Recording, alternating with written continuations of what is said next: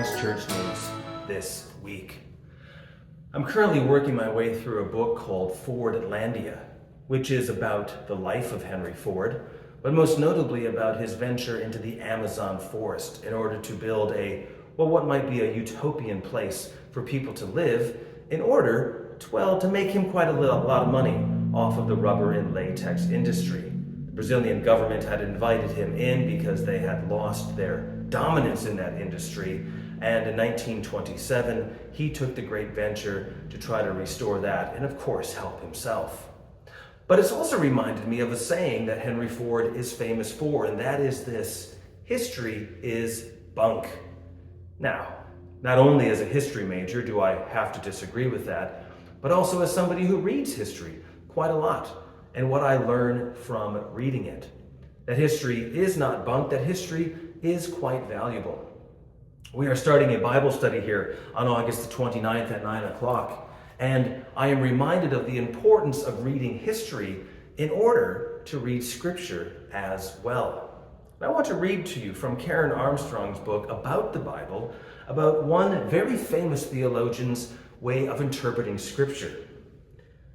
This person says this: whatever else Moses had written, his chief purpose was to preach the dual commandment, love of God and love of neighbor. This had also been the central message of Jesus. And this person goes on to say that people who quarreled about Scripture were full of pride. They know not Moses' meaning, but love their own, not because it is true, but because it is theirs. And finally, this person says that let no one be filled with pride against his brother over what is written, but let us love the Lord our God with all our heart, with all our soul, and with all our mind, and our neighbor as ourselves. Now, as I look at that, I think most people would say, well, that sounds like a very modern understanding of Scripture. To boil it down to that simple lens of love of God and love of self, they would say, well, there's so much more in Scripture. How can it be boiled down to that? That must be a very modern reading of somebody. But lo and behold, that is St. Augustine's way of approaching Scripture, the great theologian who died in the year 430.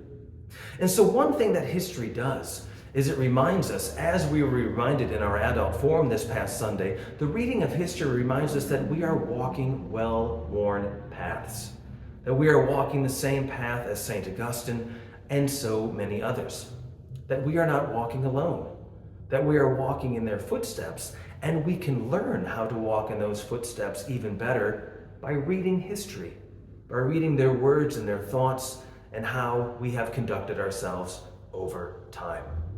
And so I have to say, history is not bunk. History is valuable. History reminds us of lessons that we have forgotten, or it reminds us that what we are doing today, so many people have done in the past as well, that we have companions throughout time to accompany us on this journey.